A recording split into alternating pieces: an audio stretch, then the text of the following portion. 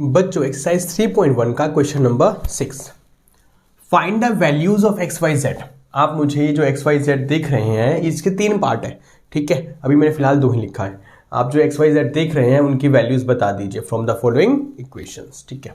चलिए सर बच्चों देखो, दो ये भी मैट्रिक्स है और ये भी मैट्रिक्स, और ये दोनों मैट्रिक्स एक दूसरे के इक्वल है, ये दोनों मैट्रिक्स भी एक दूसरे के इक्वल है, ठीक है। तो एक कॉन्सेप्ट है बाई इक्वलिटी ऑफ मैट्रिक्स, वो ये कहता है कि अगर दो मैट्रिक्स एक दूसरे के इक्वल है, अगर दो मैट्रिक्स एक दूसरे के क्या है, इक्वल है, तो उनका हर एक कॉरस्पॉन्डिंग एलिमेंट्स एक दूसरे के इक्वल होगा। कहने का मतलब ये एलिमेंट इसके इक्वल होगा, ये एलिमेंट इसके इक्वल होगा, ये एलिमेंट इसके इक्वल होगा और ये एलिमेंट इसके इक्वल होगा, अगर ये दोनों मैट्रिक्स एक दूसरे के इक्वल है तो, ठीक है। चलिए अब इसको मैं साफ कर दूं और अब आते हैं हम लोग क्वेश्चन पे।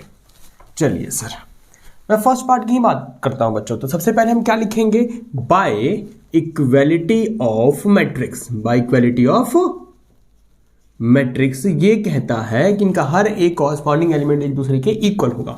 तो y किसके इक्वल होगा, 4 के, ठीक है। z किसके इक्वल होगा, 3 के, और x किसके इक्वल होगा, 1 के। हलवा क्वेश्चन, इधर आइए। By equality of matrix, sir ये किसके इक्वल होगा, इसके, तो x plus y is equal to 6 के इक्वल होगा। एंड देन 5 प्लस z किसके इक्वल होगा, 5 प्लस z 5 के इक्वल होगा, और x y किसके इक्वल होगा, 8 के इक्वल होगा। अब ये करो तो बच्चों z की वैल्यू तो मुझे मिल गई, 5 माइनस 5 बोले तो 0। अब मुझे x प्लस वाई और एक्स वाई की वैल्यू फाइंड करनी है। सो मेरे पास 2 इक्वेशन है, x plus y is equals to 6, x into y is equals to 8। तो सर एक मैं बात कहना चाहूँगा, यहाँ से x की वैल्यू फाइंड कर लीजिए, 6 माइनस वाई, ठीक है, प्लस का वाई जाकर माइनस का वाई, तो x की वैल्यू मिल गई 6 माइनस वाई। देन इसको लेट कर लो बच्चों फर्स्ट इक्वेशन और इसको लेट कर लो सेकेंड इक्वेशन, ठीक है। मैं इधर कर दूँ, हटा दो बच्चों, ये हलवा क्वेश्चन था, यही काम करो, ये लो। चलिए अब बच्चों मैं क्या करने जा रहा हूं, ध्यान सुनना।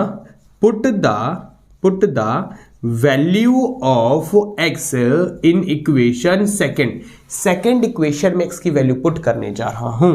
तो x y is equals to 8 और x की वैल्यू क्या है मेरे पास, 6 माइनस वाई, ये y इज इक्वल्स टू 8। अब y को दोनों से मल्टीप्लाई करवाओ तो ये आ जाएगा 6y, ये आ जाएगा y का स्क्वायर, ठीक है। 6 को y से मल्टीप्लाई करोगे 6y और y into y y square, ठीक है। आप क्वाड्रेटिक इक्वेशन मिल गया, तो सिंप्लीफाई करो, ये y स्क्वायर पॉजिटिव होना चाहिए, इसको उधर लेकर आओ, तो y स्क्वायर पॉजिटिव हो गया, 6y नेगेटिव हो गया, प्लस 8। इसको सॉल्व करो, मल्टीप्लाई करने पे 8 आए, प्लस माइनस करने पे 6 आए, तो 4 टू 8, 4 प्लस 2 6, तो y स्क्वायर 4 प्लस 2 और ये 8 हो गया, ठीक है।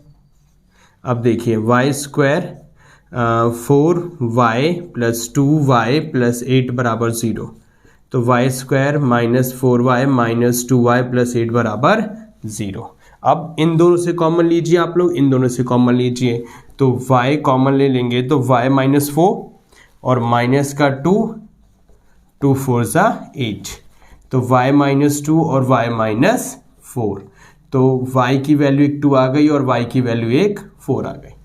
समझ रहे हैं आप लोग, तो ध्यान दीजिए। अब दो आंसर्स मिलेंगे, ठीक है बाल को, 2 आंसर मिलेंगे। मैं आंसर्स को ना इस बॉक्स में लिख दे रहा हूं।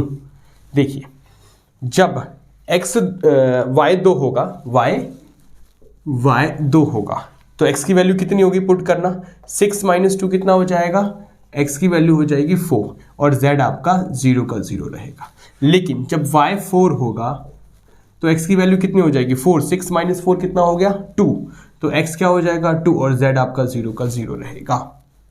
भाई y की 2 अलग अलग वैल्यू आई, तो फिर यहाँ जब पुट करूंगा तो x की भी तो 2 डिफरेंट वैल्यूज आएंगी, ठीक है। तो ये हो गया आपका पूरा आंसर, ठीक है बच्चों, क्लियर है। अब चलता हूं मैं आप लोगों के इसके थर्ड पार्ट की तरफ, ठीक है।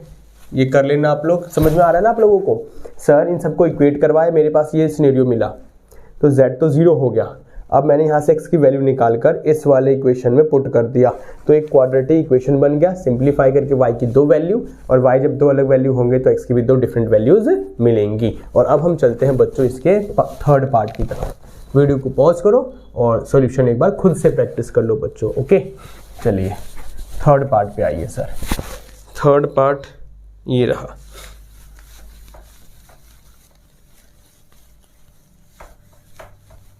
इसका थर्ड पार्ट देखिए, थर्ड पार्ट क्या कहता है आपसे।